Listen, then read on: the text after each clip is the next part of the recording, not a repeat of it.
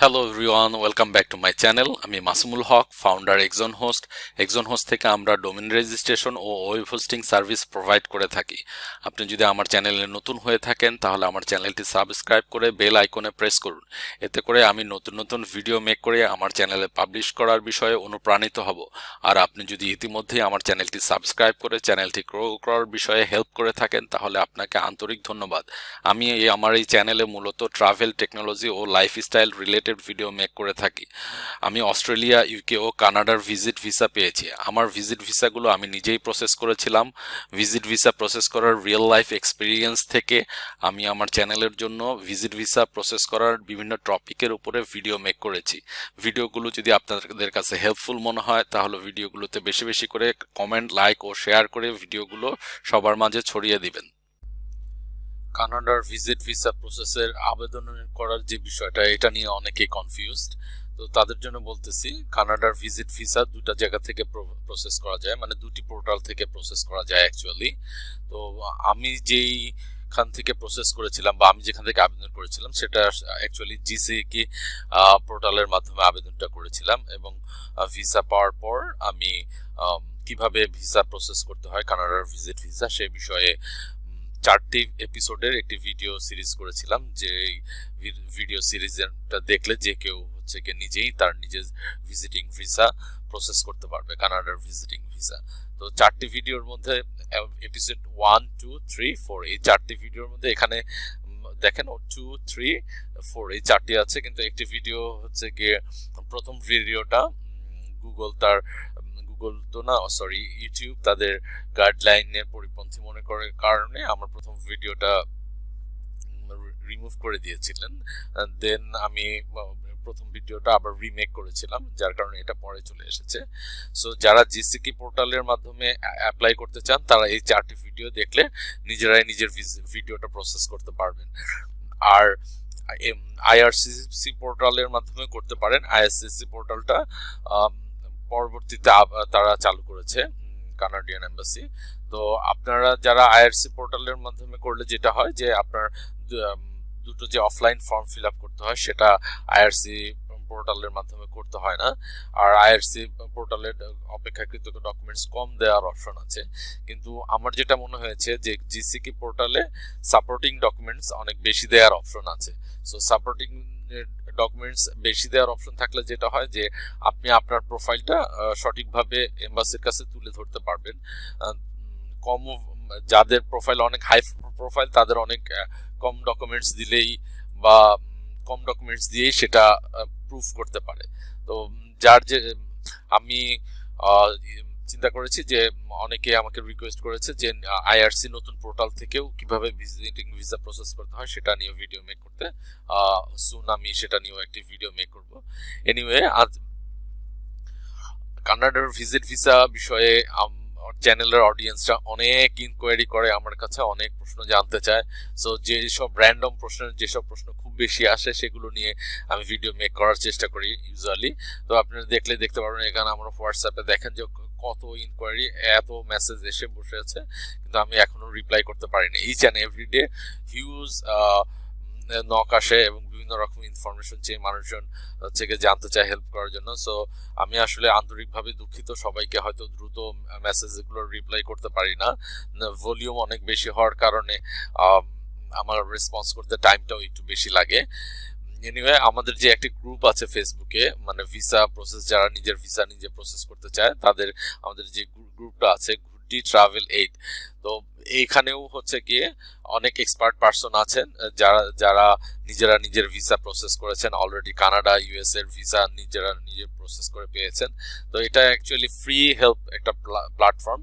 তো এখানে দেখেন যে যারাই হেল্প চেয়েছে মোস্ট অফ দি 99% ক্ষেত্রেই মানে তারা সঠিক দিক নির্দেশনা সহ হেল্প পেয়েছে অ্যাকচুয়ালি।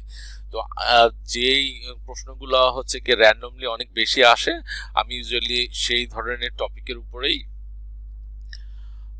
ভিডিও মেক করে থাকি। তো আজকের যে টপিকটা, যে এখানে যে ভাইয়া যেরকম জানতে চেয়েছে, ভাইয়া অনলি হোটেল বুকিং দিয়ে কি ভিসা হবে যদি ইনভাইটেশন লেটার এবং এয়ার টিকেট না থাকে, কাইন্ডলি জানালে উপকার হতো। অ্যাকচুয়ালি আপনাকে বুঝতে হবে যে ইনভাইটেশন লেটারটা কেন লাগে? ইনভাইট আপনার অ্যাকচুয়ালি আপনি যেহেতু ভিজিট ভিসায় যাচ্ছেন, ভিজিট ভিসার জন্য অ্যাপ্লাই করতেছেন, তো কানাডার ভিজিট ভিসার জন্য অ্যাপ্লাই করতেছেন, আপনি ভিজিটে যায় গিয়ে থাকবেন কোথায়? আপনার ভিসা কনফার্ম করতে হলো অবশ্যই আপনার অ্যাকোমোডেশনটা কি সেটা ডিটেলস তাদেরকে বলতে হবে। তো আপনার যদি ইনভাইটেশন থাকে তাহলে তো যে আপনাকে ইনভাইট করেছে আপনি তার অ্যাড্রেস ইউজ করতে পারেন এবং বলতে পারেন যে আমাকে যে ইনভাইট করেছে আমি আমার ভিজিটের সময় আমার ইনভাইটির বাসায় স্টে করব।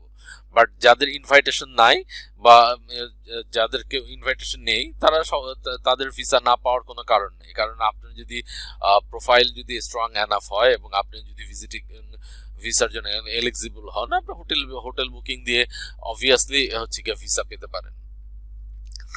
হোটেল বুকিংটা যেটা বললাম যে আপনার অ্যাকোমোডেশনের জন্য লাগবে। তো অনেকে আবার প্রচুর এরকম আমাকে রিকোয়েস্ট করে যে ভাইয়া আমাকে একটা ইনভাইটেশন জোগাড় করে দিতে পারবেন নাকি, যত টাকা লাগে আমাকে একটা ভ্যালিড ইনভাইটেশন জোগাড় করে দেন। অ্যাকচুয়ালি দেখেন টাকা দিয়ে তো ইনভাইটেশন লেটারটা হচ্ছে কি নর্মালি কোনো প্রতিষ্ঠানের সাথে যদি আপনি কাজ করেন তারা আপনাকে দিতে পারে, বা আপনার কোনো রিলেটিভ আপনাকে দিতে পারে। আননোন কেউ তো আপনাকে ইনভাইটেশন ভিসা দিবে না, তাই না?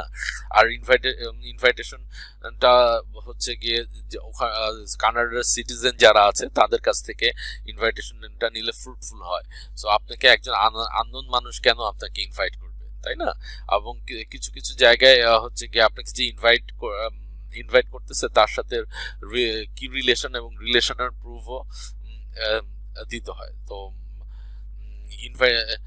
তো বিষয় এটাই যে আপনি ইনভাইটেশন ছাড়া অবশ্যই হইলো গিয়ে ভিসা পাওয়া যায়। যেমন এই যে এখানে আমাদের এই ইনভাইটার কোশ্চেনের অ্যান্সার দিয়েছেন আমাদের আশফাক ভাই। দেখেন এখানে উনি বলেছেন যে ভিজিট ভিসার জন্য ইনভাইটেশন কোনো ম্যান্ডেটরি ডকুমেন্টস না, আপনি ভিজিট ভিসার জন্য ইনভাইটেশন না দিয়ে হোটেল বুকিং দিয়ে ভিসা পেতে পারেন। আর এই আশফাক ভাই যে ভাই আমাদের গ্রুপে নতুন অ্যাডমিন, আশফাক ভাই নিজেও কানাডার ভিসা পেয়েছে গত মাসে এবং উনি হোটেল বুকিং দিয়েই ভিসা পেয়েছে। তো তাই আপনাদেরকে বলবো যে যাদের ইনভাইটেশন নাই তারা ওরিড না হয়ে আপনারা হোটেল বুকিং দিয়ে অবশ্যই ভিসার জন্য অ্যাপ্লাই করতে পারেন। এবং আপনার যদি ফিনান্সিয়াল এভিডেন্স এবং হোমটাই যদি স্ট্রং হয়ে থাকে তাহলে আপনি ডেফিনেটলি ভিসা পাবেন। তো কানাডার ভিজিট ভিসা বিষয়ে আপনাদের যদি আরো কোনো প্রশ্ন থেকে থাকে বা রিলেটেড কোনো প্রশ্ন থাকলে আপনারা এই ভিডিওর ডেসক্রিপশনে কমেন্ট আকারে লিখতে পারেন বা আপনাদের মতামত জানাতে পারেন। আর ভিডিওগুলো যদি হেল্পফুল মনে হয় আমি রিকোয়েস্ট করবো আপনাদের কাছে ভিডিওগুলো শেয়ার করার জন্য। আর আপনারা ঘুরডি ট্রাভেল এইড বাংলাদেশ ট্যাব এই গ্রুপটাতে জয়েন করতে পারেন। জয়েন করলে এখানে যেই আপনি আবেদন করতে গেলে দেখবেন যে আপনার মনে অনেক ধরনের প্রশ্ন আসে, যেগুলো হচ্ছে কি আপনি আবেদন করতে যাওয়ার আগে এই প্রশ্নগুলো আপনার মনে রেজ হবে না। সো আপনি যে ধরনের কোশ্চেনগুলো আপনার মনে রেজ হবে, অন্য যারা অ্যাপ্লাই করেছে তাদের কিন্তু অলরেডি এই ধরনের প্রশ্নগুলো ফেস করতে হয়েছে বা জানতে হয়েছে। তো এই ধরনের প্রশ্ন এবং অ্যান্সারগুলো খুব সুন্দর করে এই গ্রুপটাতে দেয়া আছে। আপনি ভিজিট করলেই বুঝবেন ইচ অ্যান্ড এভরি পোস্ট হচ্ছে গিয়ে ইনফরমেটিভ। আর এখানে কোনো ভালগার পোস্ট বা এই ধরনের কোনো পোস্ট অ্যালাউ করা হয় না, এবং কোনো বিজ্ঞাপন বা এ ধরনের কোনো এজেন্সি মানে অফার বা এই ধরনের কিছু এই গ্রুপে এখন পর্যন্ত অ্যালাউ করা হয় না। তো আমরা চেষ্টা করব ভবিষ্যতেও এটা ধরে রাখার।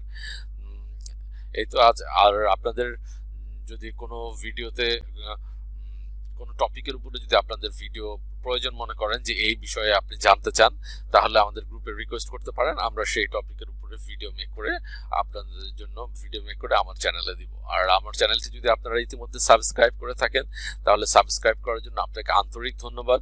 আর যদি আপনি ইতিমধ্যে সাবস্ক্রাইব না করে থাকেন তাহলে রিকোয়েস্ট করবো আমার চ্যানেলটি সাবস্ক্রাইব করে চ্যানেলটি গ্রো করতে হেল্প করবেন।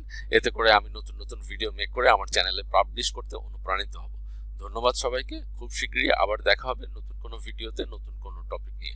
সে পর্যন্ত আল্লাহ হাফেজ।